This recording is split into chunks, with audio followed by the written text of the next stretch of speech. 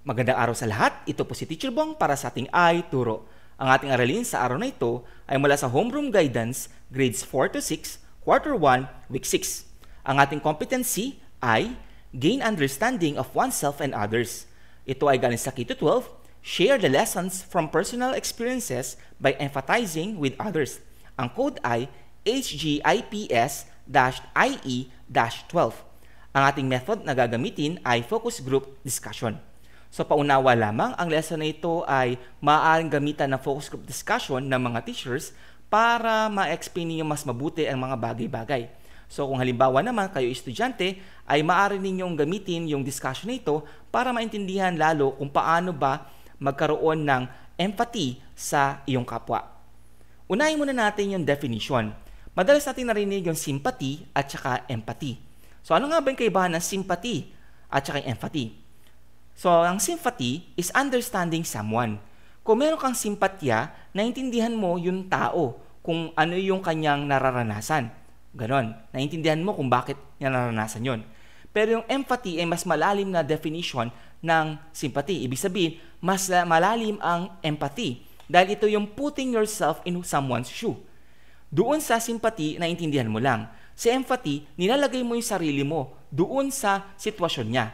Kung halimbawa, ano yung naranasan niya doon sa sitwasyon na yon? Kung halimbawa ikaw nasa sitwasyon, ano kaya yung mafe-feel mo habang nararanasan mo yung bagay na yon? So yun yung isabihin ng empathy. Kaya mas malalim ang empathy kaysa sa sympathy. Now, meron tayong 4 na topic na di-discuss dito. So maaaring magkaroon ng iba't ibang definition or iba't ibang mga examples ang gagamitin ng teacher or maaaring iba't iba yung topic na inyong makover. So dito, explain lang natin kung paano natin ipapasok yung empathy dun sa mga situations sa pagbibigay ng mga personal experiences ninyo. Since ito ay personal experiences, syempre, ito ay between you and your teacher o kaya advisor na kung saan nagdi-discuss ng homeroom guidance or at times, pwede mong gamitin ito bilang mga jumpstart natin. Unahin natin dun sa topic na to. Kung napapansin niyo yung picture natin, ito ay isang picture for hunger at saka poverty. So bakit may hunger at saka may poverty? Kadalasan, syempre, ang poverty results to hunger. Kung ang mga tao ay naghihirap, syempre, wala silang mabibiling pagkain and that will result to starvation or hunger. So ngayon, ang tanong dito is, tingnan mabuti yung sa picture na to. Alam ko na hindi ito yung magiging masabi mo na picture na related ka. Mayroon kang sigurong social distance patungkol dito. Pero isipin mo mabuti, na-experience mo na ba yung magutom? Kung na-experience mo na yung magutom, itong mga batang nandito na nasa picture na ito, hindi nila na-experience lang yung gutom. Ito ay naging parte ng kanilang buhay in a daily basis. So kung naranasan mo na yung magutom, na hindi ka mapakain o kaya hindi ka agad nakakain sa specified time, isipin mo na maranasan to ng mga individual na nakita mo ngayon in a very long time. Maaring sa loob ng isang araw, isang beses lang silang kumain. At ito yung mga nagiging cases natin or situations natin sa ibang parts of the world. Kaya nga di ba madalas sinasabi ng mga magulang natin ay kainin natin yung bawat butil ng bigas kasi mahalaga. Sa mga ibang lugar katulad ng sa part ng Africa na kung saan very rampant yung terms na tinatawag na starvation, ay mapapansin natin na very malnourished yung mga tao, lalo na yung mga bata. Now, dito sa case nito, kung naranasan mo na yung magutom ng once or twice, isipin mo kung halimbawa ito ay na-experience mo ng napakatagal na panahon. So, ito yung naranasan ng mga batang ito. Pinusapan natin yung hunger at yung poverty. At yung poverty na ito ay hindi lang siya nagre-result doon sa malnutrition. Ang poverty din ito ay maaaring pumasok doon sa part na minsan they are being abused, exploited, and on, kasi nga, wala silang choice. Kinakailangan nila na kumapit sa patalim. So, kapag halimbawa itong mga batang ito ay nakakakita ng mga pagkain, so they tend to ask for it. And hindi natin mako-question ito dahil nga sa they are experiencing hunger. So kung halimbawa ikaw naranasan mo itong ganitong situation, you will be able to understand ang nasa sitwasyon na ito. O gawin natin ganito, ikaw kunwari nasa sitwasyon ng mga bata na sa pictures na ito. Papaano mo kaya ma-handle yung situation? Siyempre, isa sa mga pinaka-basic na magiging media mo lang or situations mo or medium mo para ikaw ay makahingi is pamagitan ng begging. So, Ganito yung kaimportante kung bakit kinakailangan yung mga institutions na nagbibigay ng mga libreng food and supplies sa mga nagugutom. Next picture, we have here yung bullying at saka yung bullied. May dalawa kasing case dito na dapat natin tingnan, yung bullying at saka bullied. Siguro, one of these things ay na-experience mo na. Either ikaw yung nang-bully or ikaw yung nabully. Una sa lahat, let us reprimand muna sa part na huwag tayong magbubully ng ibang tao, lalo na yung mga kapwa natin, yung mga bata. Because it will lead to serious problems in the long run. Unahin muna natin sa part ng bullying. So, dun sa mga nagbubully, ay madalas ang sinasabi nila, ang mga bata nagbubully is because ito ay resulta ng kanilang situation. May mga bata na kung saan they are experiencing na binubully sila. So therefore, para ito ay mailabas nila, inilalabas nila ito sa ibang kapwa bata nila. In short, yung naranasan nila, ibinibigay nila sa iba, pinaparanas nila sa iba. That is why they are bullying. Marami sa mga nambubully na to, kaya sila nambubully is because they are jealous dun sa kanilang binubully. Because maaring buo yung kanilang family, maaring sila ay nabigyan ng privilege na sila wala. Ito mga binubully nila, may mga privileges, sila wala silang ganon. O kaya naman may mga bagay sila na mayroon na kung saan sila ay wala, kaya binubully nila. So, actually, ang bullying, it is a form of adjustments na ginagawa ng individual para matago yung kanyang mga desires o kaya yung mga frustrations in life. So kadalasan ng mga taong nambubully, they are experiencing yung mga bagay na wala sa kanila or they are victim as well ng karahasan. That is why they are able to pass it to others. Yun naman nabubully, yung bullied. Sila naman yung mga bata na kadalasan because meron silang something na peculiar, kakaiba, maaaring sila ay highly gifted o kaya hindi sila masyadong gifted sa isang bagay, they are being bullied for that. Now, dito sa part na to, pumunta muna tayo sa part na dun sa nambubuli.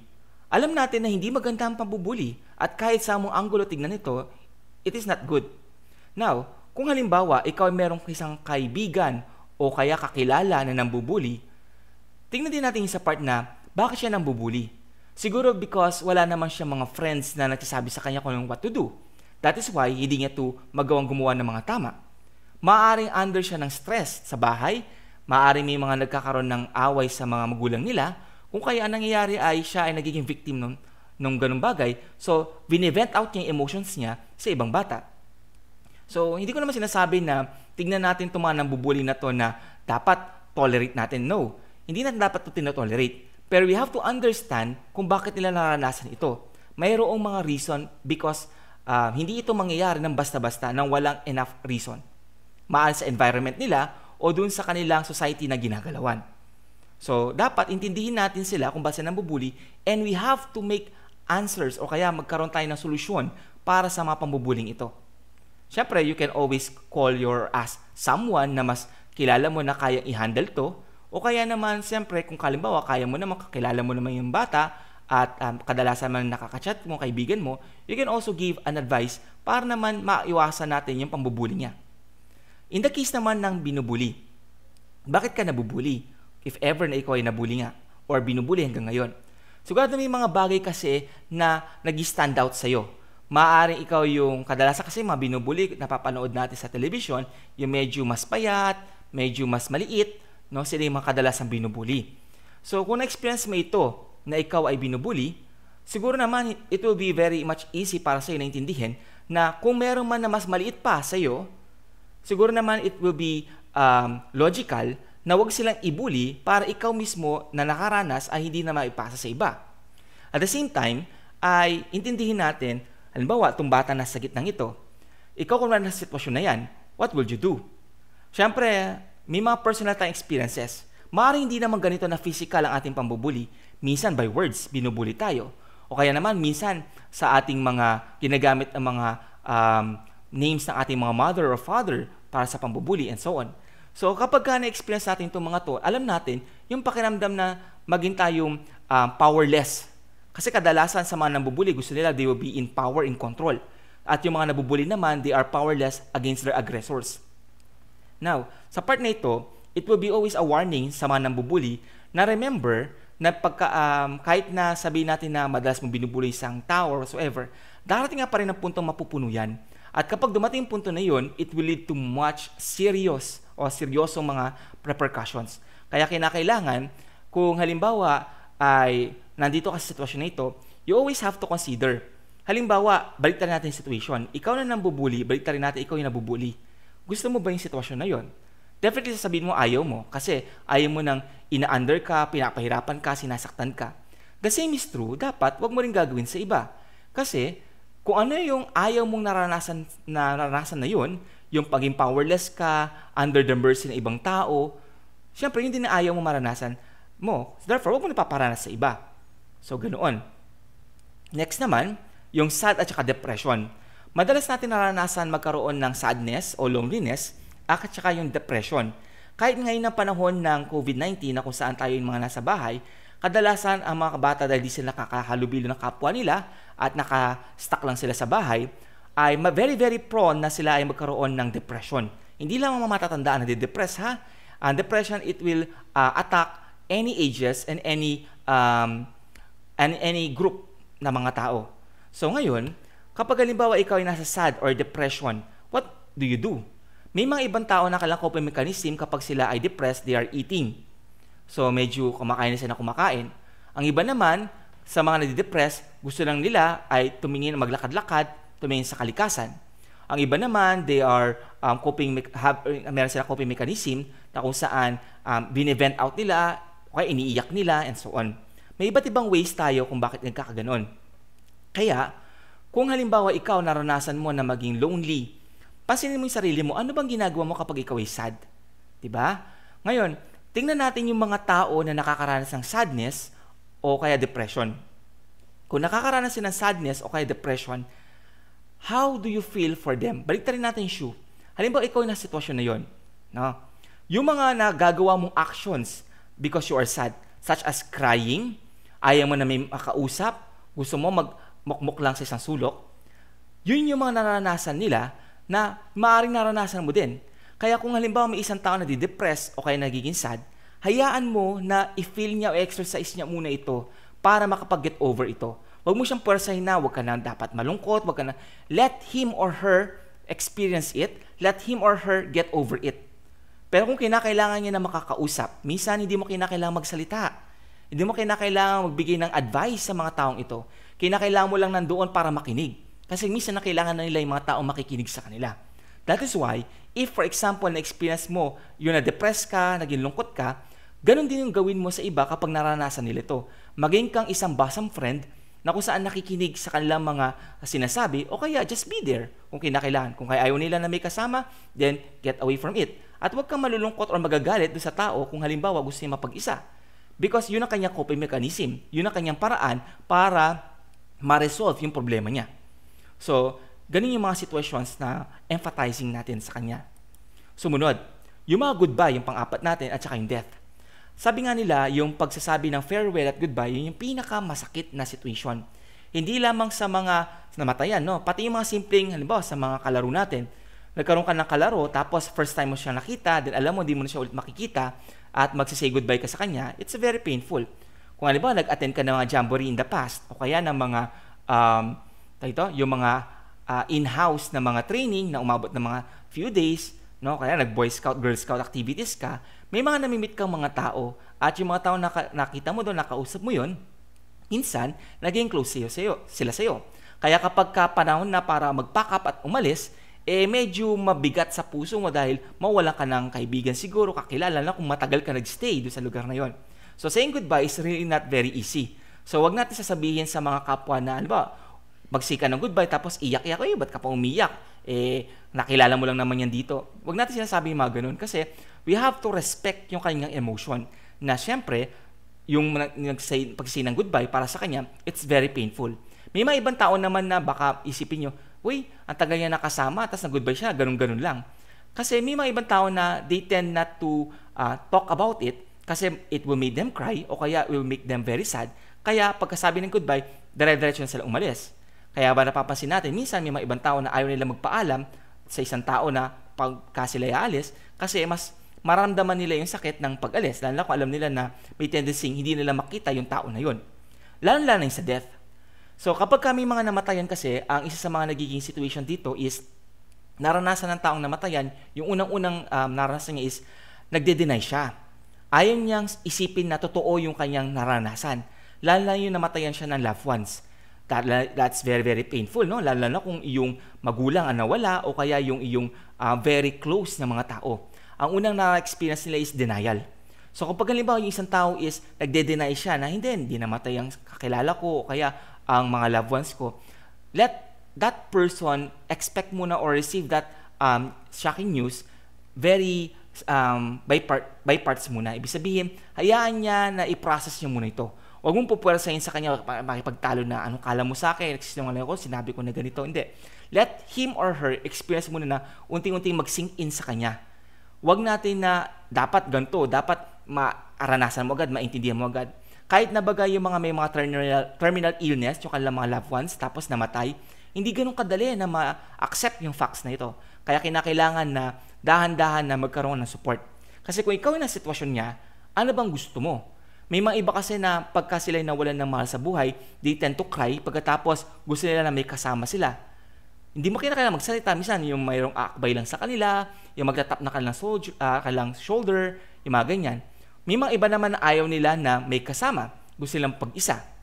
Kung ano man yung mga kanilang magiging reactions sa mga news ng pagkawala ng kanilang mahal sa buhay, you have to respect that one. Kasi kung ikaw na sitwasyon na yun, sigurado may mga actions ka din na hindi mo normal ginagawa. Kung ikaw ay friendly, gusto mo muna mapag-isa. So, you have to respect that part because that is empathizing sa kanilang emotions. So, tandaan lang natin dito dun sa ating pagbibigay ng empathy. Remember that empathy is putting yourself in someone's shoe. Hindi ka lamang basta nakikisimpatya na inaano mo lang sa kanya na okay lang yan and so on and so forth. Kung ikaw na sitwasyon, what would you do? May kanya-kanya tayong mga ginagawang reactions. Sa bawat actions na napupunta sa atin, meron tayong reactions. And we have to respect ano man yung maging reaction ng tao na yun. Because we are individual na may mga differences. Kahit na ang mga twins, may mga differences sila. So therefore, kapag halimbawa nakaka-experience sila katulad ng poverty, nagkakaroon sila ng experience ng hunger, bullying, pagiging sad, o kaya death ng someone that they love, may kanya-kanya silang mga nagiging reactions for this. Kaya it's very important na before you go to the conclusion o kaya before you go to the part na baka ma-hurt ako, na-hurt ako sa sinabi niya and so on, nung nalaman niya yung balitang ito, na nalungkot naman ako, ba't ganito yung ginawa niya sa akin? Tingnan mo din, kung halimbawa ikaw yung nasa sitwasyon niya nung oras na yon na ganyan naranasan niya, will you do the same? O kaya, alam mo ba ang dahilan kung bakit siya nag-react ng ganoon? So you have to consider those things muna before you conclude to yourself kung ano yung ginawa ng tao na yun sa'yo. Because sometimes may mga immediate tayong reactions o masasabi natin na mga immediate na actions na ginagawa natin because of something that happened to us. So it's very important to know na yung mga personal experiences mo, ipasok mo doon sa experiences ng iba for you to understand them, hindi lang yung simple, naunawaan ko, hindi lang sa intellectual understanding, kundi maging sa emotional understanding ng mga tao na yun sa'yo. Kasi, kapag naintindihan mo kung ano yung naranasan ng mga tao na yun na nakapalibot sa'yo, naging ka sensitive sa kanilang mga needs at sa kanilang mga situations, hindi ka madaling ma-offend at naintindihan mo kung paano sila pakitunguhan. Because that is very important dahil lahat tayo ay social being. So, ang ating competency ay share the lessons from personal experiences by empathizing with others. Ito po si Teacher Bon, sabing stay home and stay safe. Salamat sa pakikinig.